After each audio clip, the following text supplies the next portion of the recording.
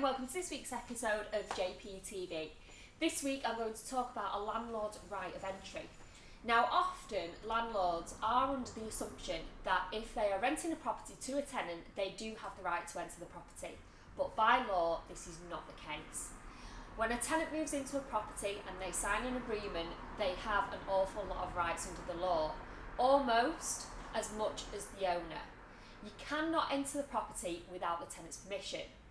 There are certain circumstances where this may be overruled, such as if there's an emergency situation like a fire or a flood, but under no circumstances at any point are you to just take the key and let yourself in. If you do this, you may be able to be prosecuted under the Eviction Act, so please do be careful. Now, of course, if you want to do inspections, etc. at your property, as I'm sure you will during your tenancy, and as you should, then you can ask the tenant if you can come and do an inspection, but you need to give them at least 24 hours notice.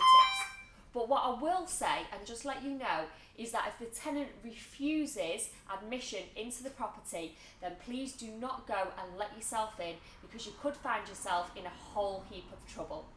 So do remember that yes, you are the owner of the property, but once you've got an agreement with somebody and they've moved in, then they do have as much rights as you to be in that property, if not more. So that's all for this week, and I'll speak to you next week.